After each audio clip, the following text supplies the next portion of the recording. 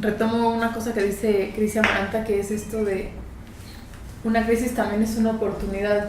Y yo sé que parte de lo que tú estás haciendo, Leti, es justo insistir en que la palabra crisis no necesariamente tiene que ser negativa, o no necesariamente tiene que llevar una connotación peyorativa o como de depresión. Y me gustaría preguntarte, para empezar a cerrar un poco la actividad, ¿cómo es que se puede ver una crisis de manera positiva, ¿no? Y cuáles son como los beneficios de ver?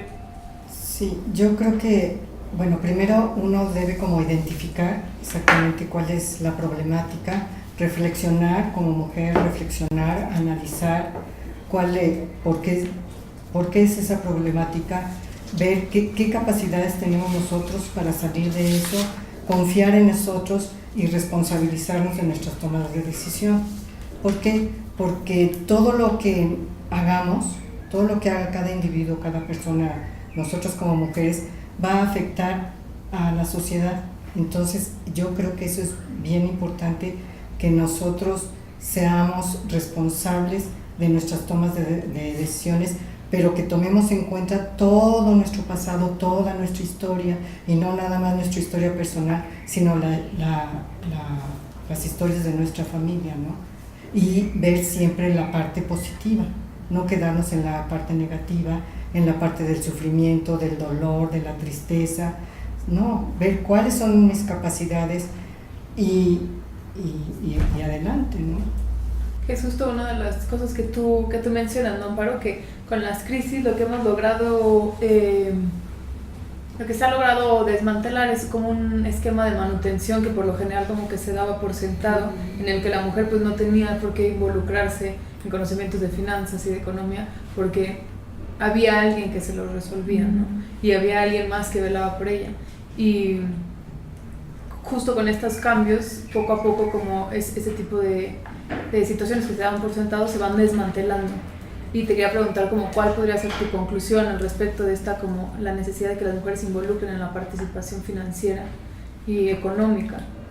Yo creo que cada vez que surge necesariamente ante la crisis, estaba escuchando a mis compañeras, surgen recursos, casi ni siquiera te la piensas, sacas un recurso ante la crisis, como se llama, tus deseos que tenías, bueno, echas mano de esos. Vemos que muchas mujeres empiezan, aquí como Leti, otra acá, una nueva carrera, o se dedican a hacer payasas, como tú decías. Creo que naturalmente encontramos el momento de hacer cosas que no habíamos podido hacer, y también ahorita se me estaba ocurriendo de ver cosas que no queríamos ver. Ese es un tema que ha estado siempre sobre la mesa, pero que no se ha pagado, el trabajo doméstico. A mí me parece que cada vez como que cobra más fuerza, porque sí es tiempo que invertimos en el trabajo doméstico, son muchísimas horas, y es algo que ya cada vez se habla más de que el que se queda en la casa, bueno, recibe un pago por ese trabajo. Es muy difícil porque está tan involucrado con el amor y la cuestión de la familia, sobre todo en México, que bueno, ¿cómo vas a cobrar algo que lo haces por amor? Pero yo creo que sí, si te pones a ver las estadísticas del tiempo que tú ocupas en el trabajo doméstico, que a lo mejor los hombres tienen para hacer otra carrera o para progresar en otras áreas o para divertirse, es muchísimo. Son muchos años, ¿no? Realmente, si los sumas todos juntos, entonces vas tomando conciencia, me parece a mí, naturalmente, de cosas que antes ni veías, y nada más es estar al pendiente y echarlas a andar. Que además es complicada la regulación de esos espacios, ¿no? Tan íntimos, tan como privados, a una regulación económica. Pero han empezado a hacer, por ejemplo, por maternidad, que antes nada más eran las mujeres, nos íbamos 40 días, ahora los hombres. Parece ser que en algunos países ya más desarrollados en estas áreas, bueno, también a los hombres les dan 40 días, entonces como que ahí vas igualando las posibilidades de contratación, porque antes no te contrataban a ti, porque bueno, tú te vas a ir y te van a tener que pagar, no sé qué, pero ahora también a los hombres. Entonces, poco a poco pienso yo que se pueden ir mejorando estas inequidades, creo yo. Claro.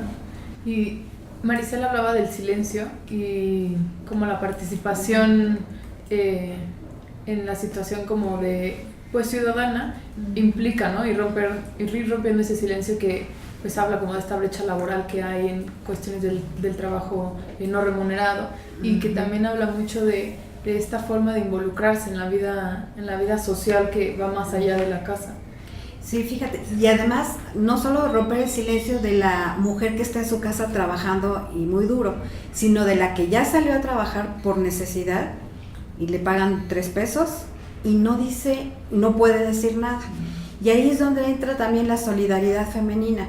O sea, cuando vino la crisis global, fueron las periodistas mujeres las que sacaron con ese sentido de género la denuncia de cómo es posible que las costureras ganen tan poco, que estén en condiciones ínfimas, insalubres, salariales. ¿Cómo es posible? O sea, ante una crisis como la del terremoto también, que se descubrió en qué condiciones vivían estas mujeres que cosían. Entonces yo sí siento que parte de ese romper el silencio es la solidaridad femenina.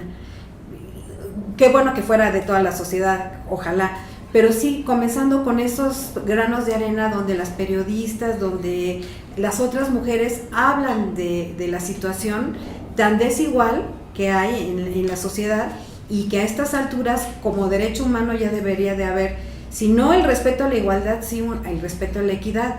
Entonces sí siento que el comenzar a denunciar, el comenzar a llamar la atención y a romper ese silencio va a ayudar muchísimo. Y también romper esos paradigmas. Ok, estando en este mismo plano de igualdad, a veces el hombre no consigue trabajo, entonces la mujer sale, que bueno, triunfe, y también al hombre reconocerle esa parte que también la puede hacer, y bien. Entonces sí siento que es romper el silencio y comenzar a romper ciertos paradigmas, sería muy positivo. Claro. Y sé que a ti, Graciela, te interesa el tema de la actitud, como es esta necesidad de romper paradigmas y de como enfrentarse, y que en algún punto hablabas como de renovar, ¿no? Y que me gustaría preguntarte para cerrar, ¿qué implica, ¿no? esa renovación en los momentos de crisis, y qué exige también ese proceso de renovación? Porque no se da como, no es gozoso, ¿no? En su momento, el renovarse llega porque no hay otra forma de seguir adelante, y que se tiene que hacer algo a fuerza. Es como renovarse o morir, ¿no? Bueno, estábamos hablando de la crisis económica, pero así ahorita como hacer algo rápido, inmediato para salir adelante de una crisis, me recuerdo de Virginia Lemet, por ejemplo, ¿no? El accidente tan espantoso que tiene cuando se incendia el árbol de Navidad y se queman sus nietos. Entonces ella podría haberse quedado hasta la locura, pero ¿cómo hace para que la fundación, y ahora cómo está expandido, para que todos los niños que están quemados puedan ir a la fundación de ella? Y gracias a ese accidente que ella tuvo, que fue una crisis verdaderamente inesperada, ella pudo salir adelante con su familia y le ha dado la oportunidad a muchísimos niños más de salvarse, ¿no? Entonces yo creo que lo que necesitas es primero la recuperación cuando caes en una crisis, la capacidad de recuperarte, de no quedarte pasmada, y una vez ya que te recuperas, bueno, haces algo con eso. Ahorita que decía Marisela de la caída de la Ibero, me recuerdo que fue impactante cuando ya no había dónde ir a estudiar.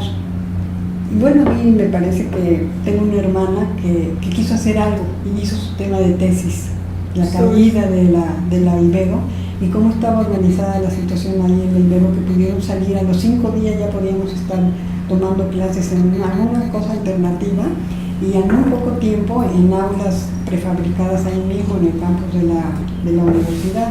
Entonces como que se necesita nada más la decisión para verle algo positivo a una crisis, ¿no? Claro. Y es este mismo deseo que hablas, Amaranta, tú como a lo mejor a un nivel más personal, ¿no? Que es como ese detonante que puede hacer que, como dice Leti, que algo que por lo general es visto negativamente se transforme, ¿no? En una oportunidad, en una ventana, en una nueva puerta que se abre. Claro, y sí, y mira, son herramientas que traemos adentro, y he visto mujeres que ya están casi que en la nada, entonces de eso a nada, pues mejor dar ese salto y moverse. Y yo para cerrar la actividad quería leer como un pedacito muy cortito de uno de los testimonios de este libro, que decía: Dice así, ¿no? La verdad es que las mujeres comunes, con familias y problemas comunes, nos cuidamos todos los días con la crisis en cualquier lado. Y es mucho de, pues, el concepto de global, ¿no? Que implica a todo el mundo, pero también implica a todas las áreas que conforman la sociedad. Y que muchas veces está, es una cosa que va a estar en el mundo, es una cosa que va a suceder y que está en uno verlo como una piedra, como una oportunidad, y los beneficios que puede traer entre muchos otros son estas formas de voltear a ver lo inmediato, la economía, la participación, como lo que tenemos a la mano, y utilizarlo como una herramienta para salir adelante.